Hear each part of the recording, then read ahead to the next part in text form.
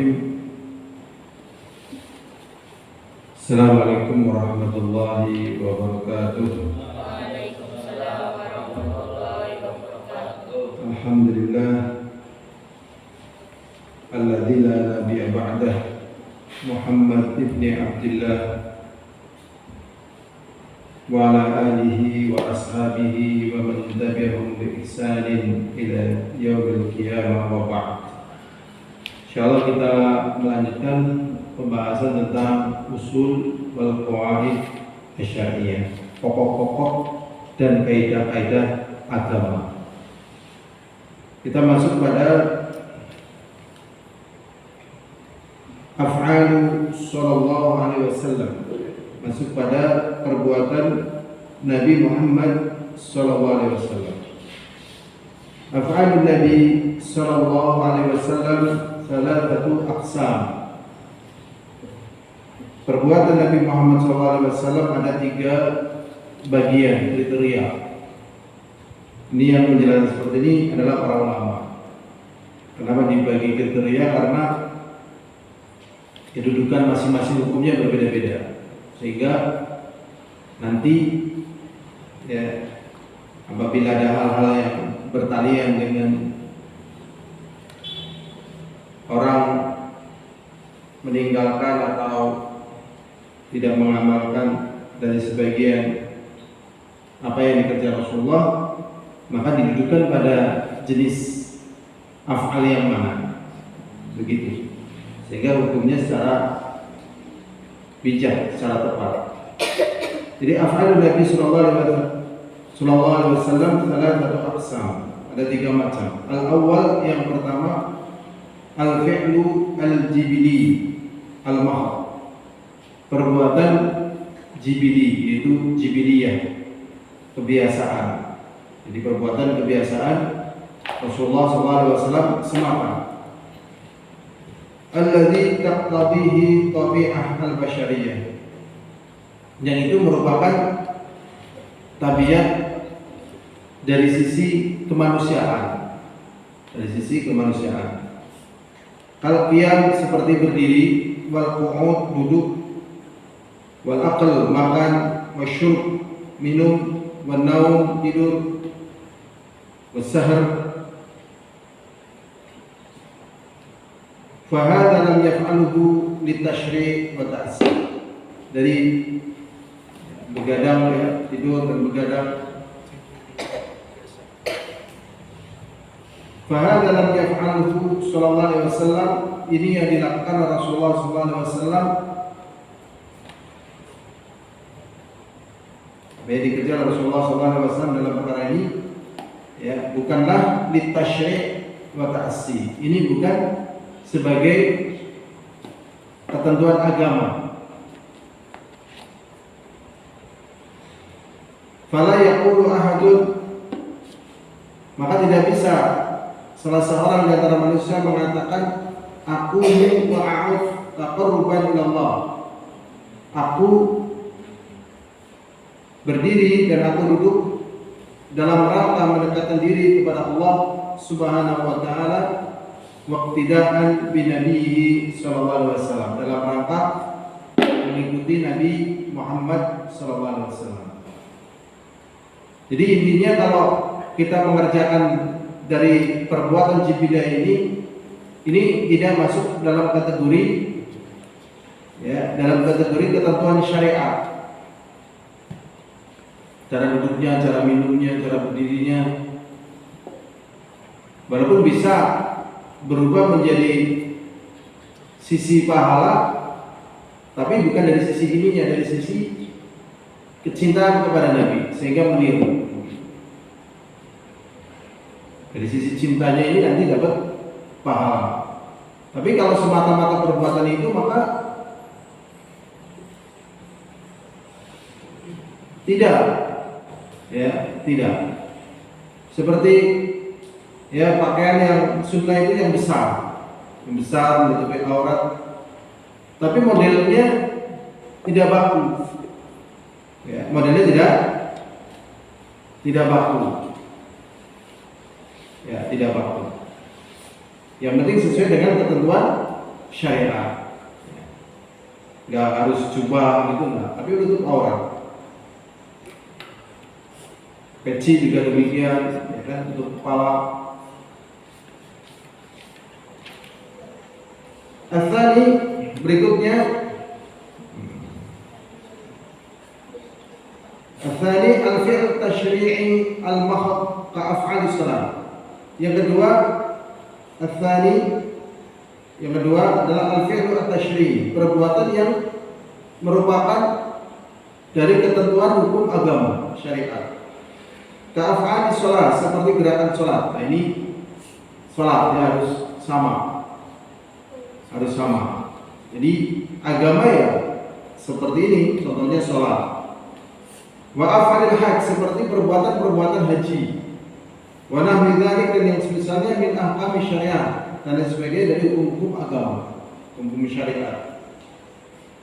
Fa hadza wa amsaluhu, dan ini dari yang semisalnya fa'ala Nabi sallallahu alaihi wasallam, dikerjakan oleh Nabi sallallahu alaihi wasallam min ajli ta'assi bihi. Jadi Rasulullah sallallahu alaihi wasallam mengerjakan salat, mengerjakan manasik haji ini dalam rangka untuk diikuti. Khudhu anni manasikakum, ambillah dariku tata cara haji-haji kalian. Salat ya sallu kama ra'aitumuni usalli. Jadi memang sama, menjadi kebakuan ya, jadi baku. Harus didudukan ya, harus didudukan.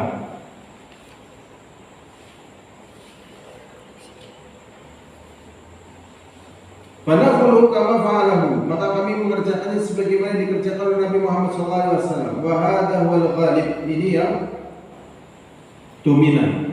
Jadi yang dominan dari pekerjaan Rasulullah dalam ketentuan syariat, dan orang fokusnya ke sini sebenarnya, kepada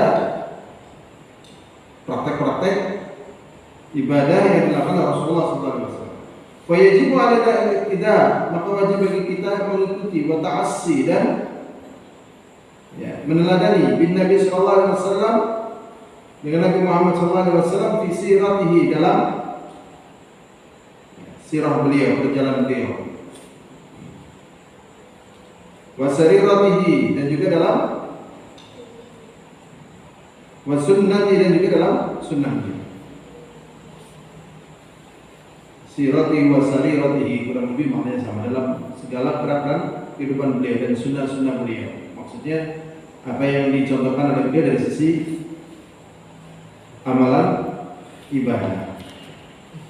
Berikutnya ats-tsalits al-fi'lu al-muhtamil litashri'i wal jibili. Kemudian yang ketiga, perbuatan yang adanya ihtimal, adanya kemungkinan. Yang pertama, at-tashri'i sebagai bentuk ketentuan syariat. Yang kedua, al-jibili sebagai bentuk perbuatan kebiasaan Rasulullah SAW. Jadi ini bisa masuk ke sini, bisa masuk ke sini. Jadi yang pertama jibili, cara makan, cara minum, cara berdiri, cara duduk, ya. Sebenarnya ini masih banyak contoh-contohnya, cuma karena ini diringkas jadinya ya sederhana ya. Kemudian tentang agama, ya tadi sholat, puasa, haji. Kemudian kemungkinan bisa masuk ke tasyri' dan kemungkinan bisa masuk ke kebiasaan, ke jibili. Wabah itu sekarang definisi atau kaidah perbuatan Rasulullah SAW yang ketiga, apakah ini jibili atau ini tasyri', adalah antakun al-jabalah al-bashariyah taqtadi. Yang pertama, ini memang merupakan kebiasaan ya, dari kemanusiaan beliau. Jadi perbuatan tersebut merupakan konsekuensi dari kebiasaan kemanusiaan beliau, basyariah beliau sebagai manusia. Jadi beliau sebagai manusia maka merasakan apa yang dirasakan oleh manusia yang lain. Cuman beliau sebagai Nabi dan Rasul. Jadi beliau pun mengalami sakit, sedih sebagai para manusia. Makanya Rasulullah dikatakan ya, wa kana khuluqul Quran. Maksudnya akhlaknya Al-Quran. Karena beliau juga merasakan apa yang dirasakan oleh manusia dari berbagai macam kondisi yang mengajak manusia itu menuruti hawa nafsunya. Beliau tahan, dan menahan yang seperti ini berat, dan beliau berhasil. Maka inilah gambaran daripada pempraktekan yang ada di dalam Al-Quran. Jadi memang sangat kuat sekali ya, Rasulullah, kemudian para sahabat itu sangat kuat sekali di dalam banyak hal,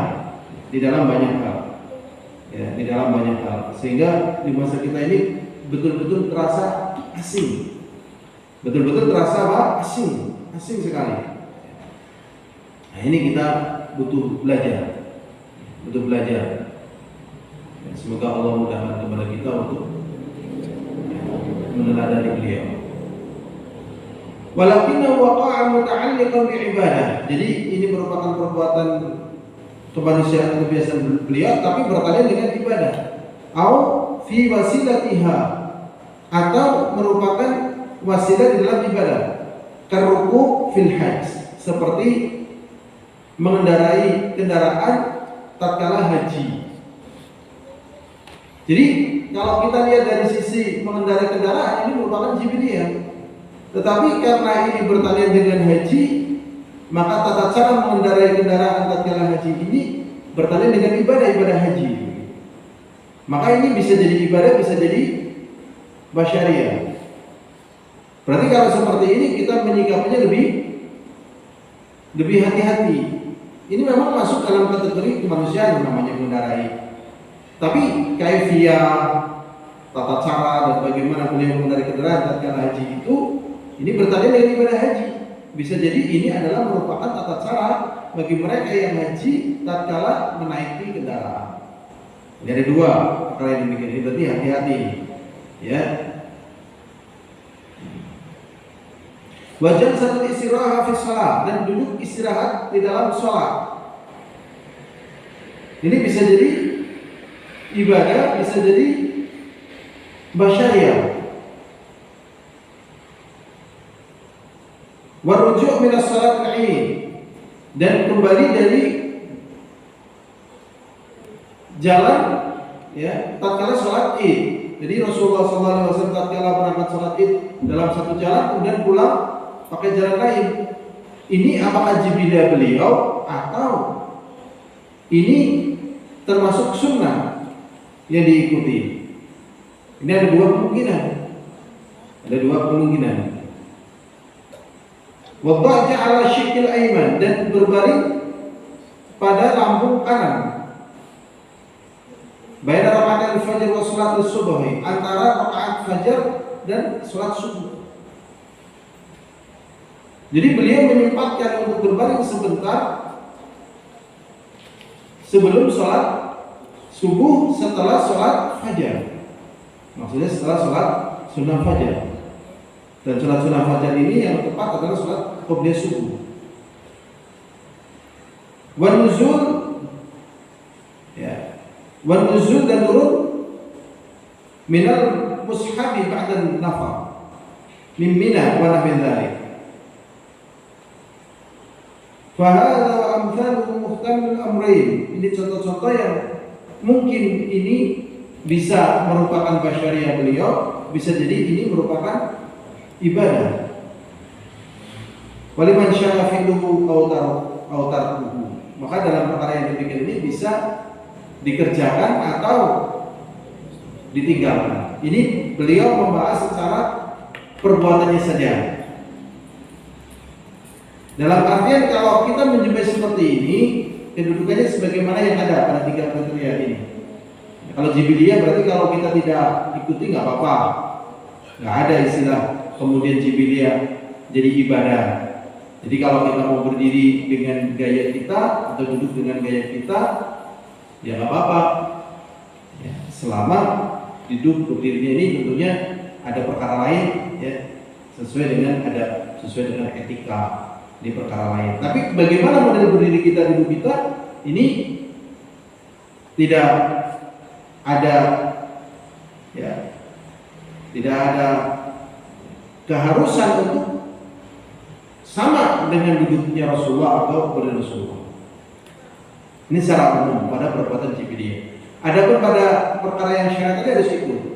Kalau kemudian yang ketiga ada kemudian jibidiyah, ada kemudian syariat. Maka dalam keadaan yang demikian ini, ya ini bisa dikerjakan, bisa ditinggalkan. Ini secara pembagian amalan. Adapun pada perkara-perkara yang demikian ini bisa nanti berubah menjadi perkara ibadah dari sisi yang lain. Ya, dari sisi yang lain. Ya, kalau misalnya dari sisi kecintaan ini bisa menjadi ibadah. Maksudnya bisa menjadi amal soleh. Contohnya misalnya ya, Abdullah bin Umar yang sering buat contoh, radhiyallahu ta'ala anhu, beliau nggak suka walu. Tapi tatkala beliau melihat Rasulullah SAW beli walu, kemudian walu itu dimasak, tiba-tiba beliau langsung suka makan walu karena kecintaan beliau kepada Rasulullah. Apakah makan walu ini termasuk sunnah? Ya, kita boleh makan walu, boleh tidak makan walu. Tapi karena cinta Rasulullah dari sisi ini berpahala. Dan masih banyak contoh-contohnya. Apalagi seperti yang ketiga ini. Tetapi asalnya sebagaimana yang ada di sini. Sehingga tatkala kita menjumpai perbedaan dari amalan saudara kita kaum muslimin, kita paham tentang keadaannya.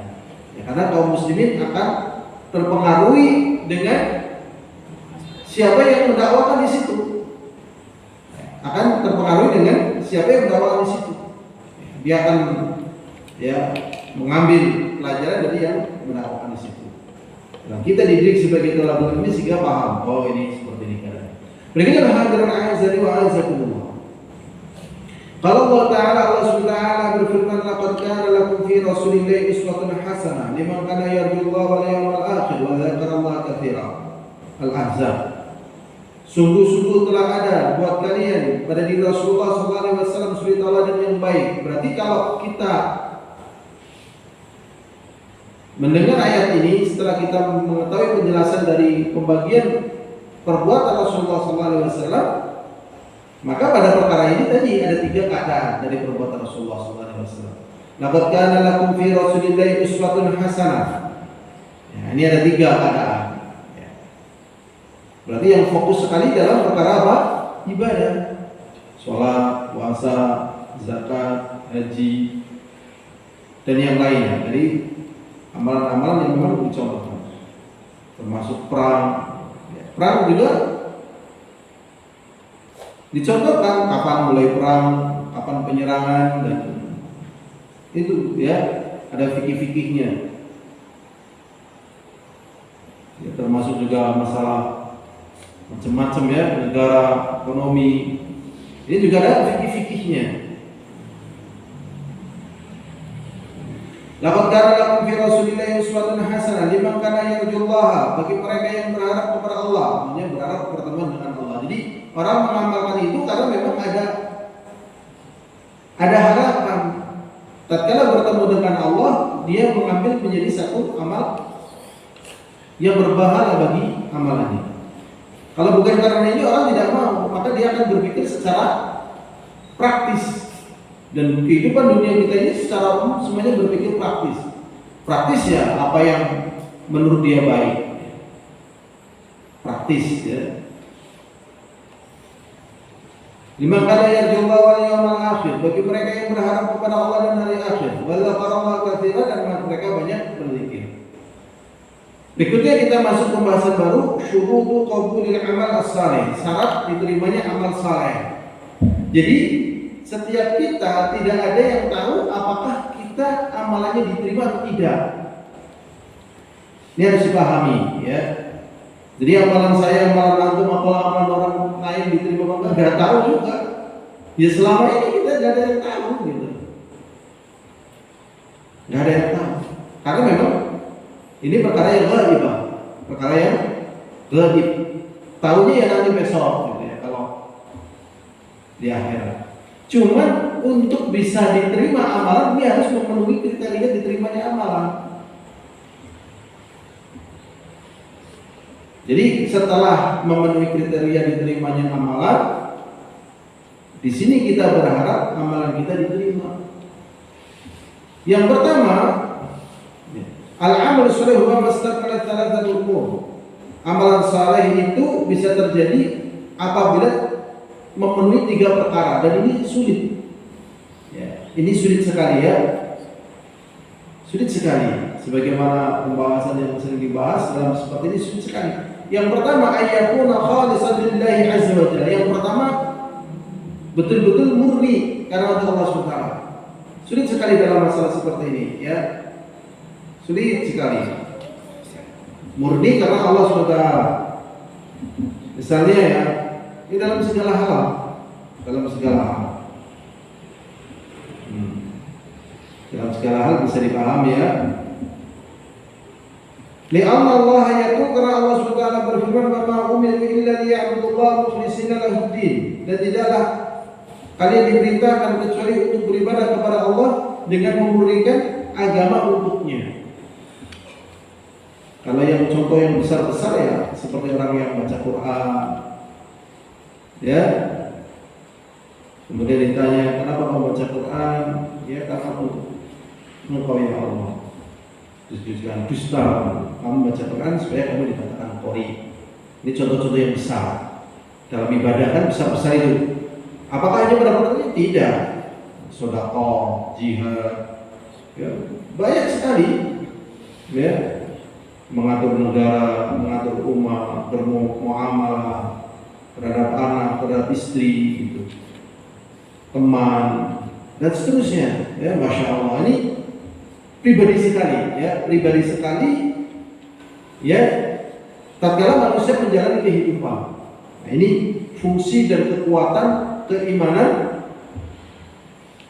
Tatkala berada pada diri seseorang, makanya orang-orang yang demikian ini tatkala ikhlas, tatkala ya ikhlas, dia menjadi sosok-sosok yang kuat, ya, menjadi sosok-sosok yang kuat, karena memang hidup ini sering di luar daripada kebiasaan, ya, di luar daripada kebiasaan.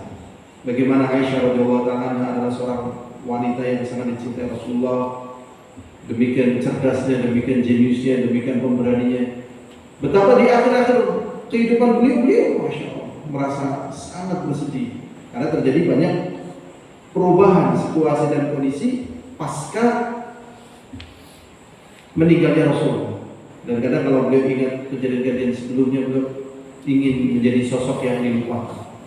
Dan ternyata beliau sudah ya banyak berlinang air mata. Jadi dunia ini memang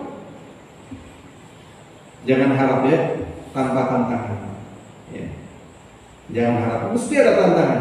Termasuk apa yang ditempuh oleh manusia-manusia yang tidak ingin tantangan, dia pun dihadapkan dengan tantangan. Ya. Sebagaimana yang diperintahkan demikian ini. Makanya harus banyak berdoa dan belajar. Contoh, ini contoh lagi ya, contoh. Dalam kehidupan dunia ini kan ada yang namanya pejuang, ada yang namanya pengungsi. Sekarang pengungsi bagus ya, dia bisa bagus bisa enggak. Ya, jadi pengungsi itu bukan karena kebetulan jadi pengungsi. Pengungsi ini harus karena pilihan. Kalau memang kondisi berperang ini mudarat, lebih baik pengungsi. Tapi kalau kondisi harus berperang, karena kondisi pengungsi ini terkadang gambaran orang-orang yang terlena, orang-orang yang lemah dan sebagainya. Maka perhatian dalam keadaan demikian ini. Dan dunia ini enggak berjalan tidak flat ya, tidak datar. Karena dalam keadaan tertentu ya, harus mampu ya menjadi pejuang, dan dalam keadaan tertentu harus mampu jadi pengungsi. Ya, mana yang lebih sesuai dengan masalah secara umum, baik agama, dunia dan sebagainya. Nah, ini menunjukkan bahwasanya amalan itu dibangun di atas ketulusan kepada Allah Subhanahu wa taala. Wa ma umiru illa liya'budullaha mukhlishina lahu-d-din hunafa'a, yang berpaling dari syirik dan menuju tauhid. wa yuqimus shalah dan menegakkan shalah, wa yutuz zakat dan mengeluarkan zakat. Wa dzalika dinul qayyimah, dan itu adalah agama yang tegak. Jadi agama yang tegak itu meliputi hubungan dengan Allah dan meliputi hubungan dengan manusia. Hubungan dengan Allah, salat, dengan manusia, zakat. Setelah dibangunnya padanya ibadah. Makanya di sini semakin tinggi seseorang sebenarnya dituntut semakin banyak hal yang harus dia kontribusikan dalam kehidupan. Harus dia kontribusikan dalam kehidupan karena meliputi ibadah kepada Allah. Seperti ngaji ini sebenarnya ya ibadah kepada Allah walaupun ada hubungan dengan manusia. Mengajari ilmu, ibadah kepada Allah keikhlasan, nambah ilmu. Ya. Ini agama yang qayyimah tadi karena ada hubungan dengan Allah dan bertalian juga dengan manusia. Berikutnya asani ayyakuna muwafiqan lima jaa bi Rasulillah sallallahu alaihi wasallam. Yang kedua, hendaknya mencocoki dengan apa yang datang dari Rasulullah sallallahu alaihi wasallam. Untuk mengetahui apa yang datang Rasulullah sallallahu alaihi wasallam, tidak ada jalan kecuali belajar. Padahal buku-buku kan banyak sekali ya kan? Buku-buku banyak sekali ya. Dan kadang tidak dijumpai dalam satu buku sekomplit-komplitnya yang ada di dalam Sahih Bukhari, terkadang tidak ada dan dijumpai dalam hadis yang lain.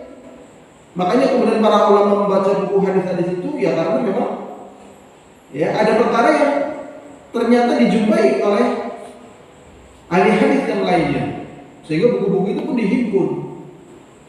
Adapun kayak Sahih Bukhari diketengahkan karena paling mudah bagi masyarakat, karena kandungan yang ada di dalam hadis tersebut sebagian besarnya katakanlah 95%-nya sahih atau bahkan 98%-nya sahih, sehingga umat tidak terlalu bercapek-capek. Tetapi yang namanya manusia ada yang namanya tercecer, sehingga terus dihimpun, ya dihimpun. Dan penghimpunan yang demikian ini ternyata tidak menjadi hal yang mutlak sesuai dengan niatan penghimpun. Ya, jadi kadang para ulama memaparkan ini ada hadis sahih, ada hadis yang hasan, ada hadis dhaif, dicampurkan dalam satu kitabnya dengan tujuan bagi pembaca ini memiliki hemat waktu dan punya pengalaman-pengalaman tentang satu hal yang sama diketengahkan, karena ini berada di kitab-kitab yang banyak, dicantumkan dari yang dhaifnya. Tujuan dari penulis begitu. Tetapi bagi orang yang nggak tahu, malah diambil yang dhaifnya, yang sahihnya dilupakan. Jadi antara yang ambil dengan yang menyusun ternyata beda niat. Yang nyusun maksudnya sebagai ketahanan dan sebagai kemudahan karena mungkin sulit membuka kitab-kitab yang banyak, tetapi hadis itu ada di dalam kitab-kitab hadis. Akhirnya diketengahkan ini loh yang dhaif. Gak perlu diamalkan karena di sini sudah ada yang sahih. Apa yang mengamalkan yang dhaif? Yang sahihnya juga udah ada kok. Tetapi yang membaca terkadang lah ini juga dhaif, bisa diamalkan menurut dia gitu. Nah ini terjadi perbedaan antara si penulis dengan si pengambil. Tetapi baik si penulis atau pengambil akan terikat dengan perkara yang demikian ini. Ya, tadi ikhlas. Yang kedua, mencocoki sunnah Rasulullah SAW. Ya kan? Nah, sudah. Nah, tatkala ini sudah ikhlas menjadi sunnah Rasulullah SAW, kemudian ternyata terjadi perbedaan. Terjadi perbedaan. Kamu begitu, saya begini. Kita kan sama-sama ya nggak tahu ya kan amalanku diterima atau enggak, amalanmu diterima atau ditolak kan nggak ada yang tahu ya kan. Kita nggak usah aku bener. Sama-sama nggak ada yang tahu, betul nggak ada yang tahu di antara kita. Tapi maksudnya penelitian awal apakah ini sahih atau dhaif ini menjadi bagian yang wajib bagi setiap individu. Dan ini yang dibahas bukan masalah diterima atau tidak diterima. Setiap kita tidak ada yang tahu yang diterima. Nah, ini dimentahin. Nah, ini perjalanan kehidupan manusia menuju Allah SWT. Maka dalam perkara yang demikian ini, ya semakin orang mendapatkan ilmu, maka semakin berpeluang dia untuk mendapatkan yang benar. Nah, tatkala dia berjuang demikian ini pun menjadi sebab nilai amal saleh dia di hadapan Allah SWT. Beginilah gerakan saya Allah. Jadi harus mencocoki apa yang datang dari Rasulullah SAW. Di anna Allah yaqul, karena Allah SWT berfirman, wa ma ataakumur rasulu fakhudhu, dan apa saja yang datang dari Rasul, dan apa saja yang didatangkan kepada kalian dari Rasul, fakhudhuhu, maka ambillah. Wa ma nahakum anhu fantahu, dan apa yang dilarang buat kalian dari Rasul, maka tinggalkanlah. Wattaqullah, dan bertakwalah kepada Allah. Innallaha syadidul iqab, sesungguhnya Allah sangat keras siksanya. Tetapi di sini ya sudah tidak bisa diragukan bahasanya Allah sangat keras siksanya. Tetapi di sini Allah Subhanahu wa taala kan dengan hikmah yang besar. Dan Allah Subhanahu wa taala dengan kemuliaan dan keagungan. Terkadang manusia dengan kebodohan dan kelemahan, dia berpikirnya dengan kebodohan dan kelemahan dia mengatakan, memang kalau Allah Subhanahu wa taala itu benar ada, tolong aku disiksa sekarang, jangan besok. Atau matikan aku sekarang, jangan besok. Kalau misalnya Allah nggak bisa nyiksa saya, nggak bisa mematikan saya sekarang, berarti Allah kalah, nggak ada buktinya. Yaitu otak kamu, sebodoh kamu itu. Ya, Allah Subhanahu wa taala dengan hikmahnya dibiarkan untuk seperti itu. Ini lebih dahsyat siksa yang nanti akan diterima oleh dia. Jadi ngeri sekali. Jadi tetap bersikap, ya, bersikap sopan kepada Allah Subhanahu wa taala. Malakum la tarjuna illahi waqara. Kenapa kalian tidak berharap kepada Allah dengan merendahkan diri? Jadi harus punya adab. Ya, pernah kita singgung, kita harus bekerja, harus melibatkan Allah. Ya Allah itu teman kamu atau karyawan kamu? Kita harus menggunakan manajemen langit. Ini apa-apaan gaya-gaya kayak gini nih? Terima kasih Tuhan. Ini apa-apaan? Kayak temennya aja.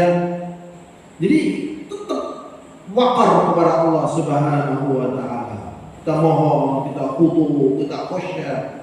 Ini bahasa-bahasa motivator kadang memang perlu dikritisi gitu. Ya, motivator maaf mereka nggak ngaji masalahnya.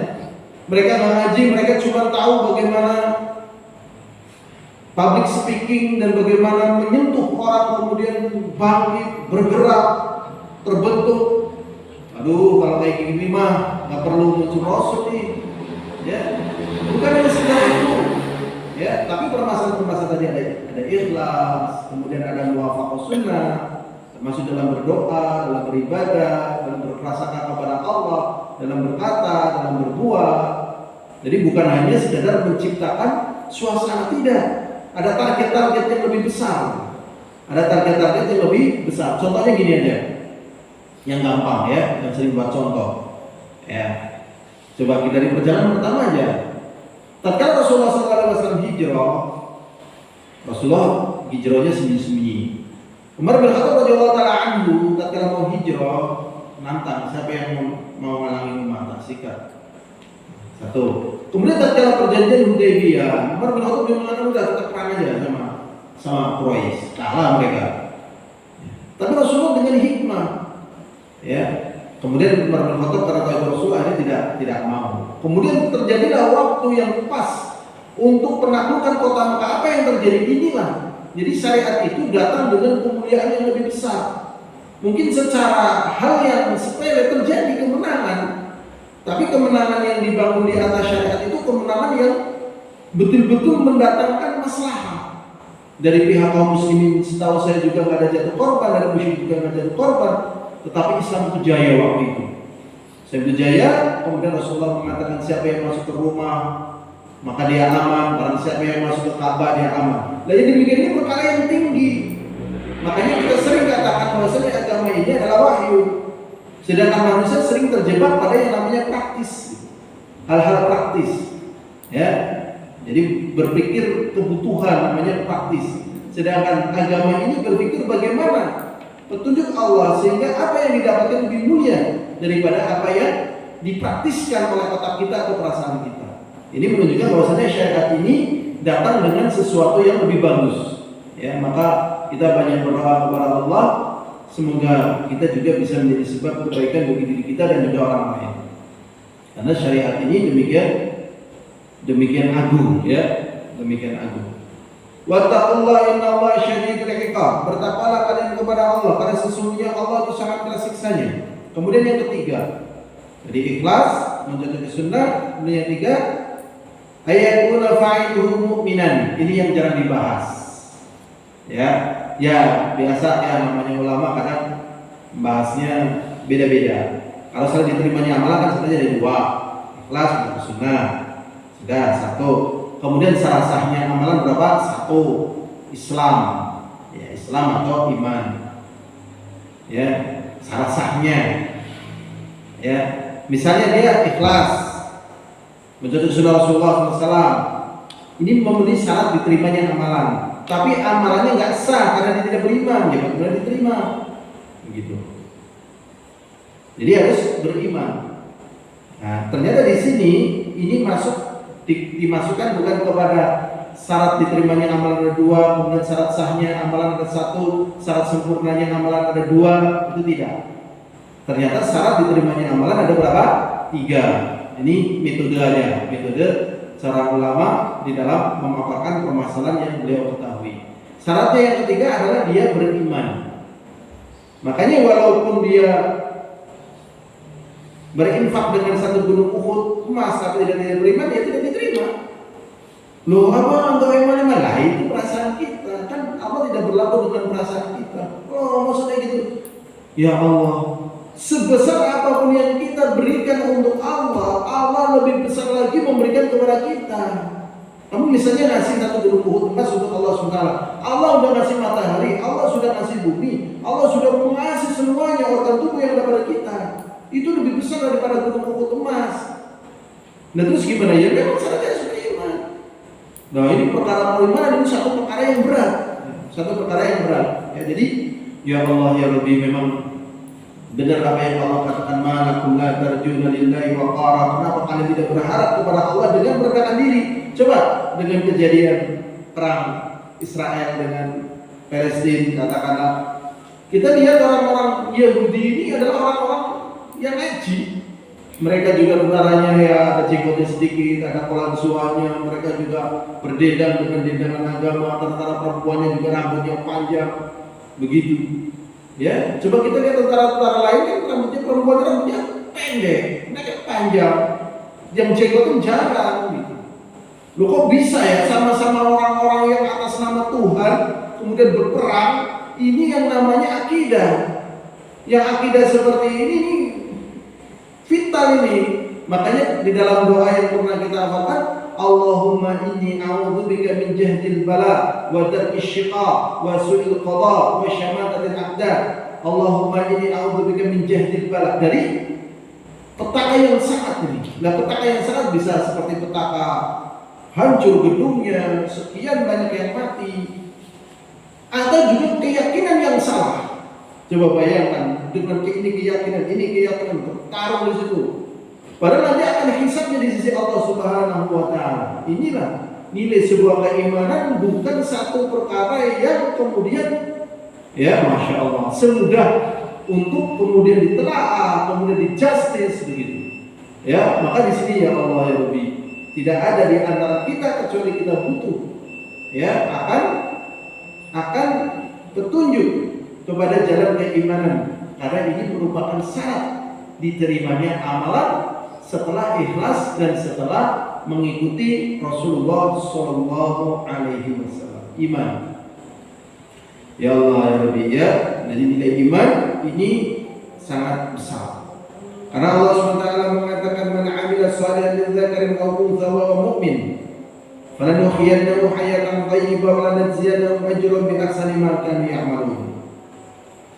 Dan barang siapa yang beramal saleh dari laki ataupun perempuan, syaratnya dia beriman, maka Allah SWT akan memberikan kepadanya kehidupan yang baik. Walanajziyannahum ajrahum bi ahsani ma kanu ya'malun, dan kami akan membalas untuk mereka dengan balasan yang lebih bagus daripada apa yang mereka kerjakan. Makanya tatkala kita beramal saleh, itu bukan berarti untuk Allah, tetapi untuk kita sendiri. Memang Allah yang memerintahkan dan Allah punya hikmahnya, tapi setelah mengerjakan Allah balas dengan yang lebih bagus dari apa yang kita kerjakan. Ini saja. Alhamdulillahirabbil alamin. Assalamualaikum warahmatullahi wabarakatuh.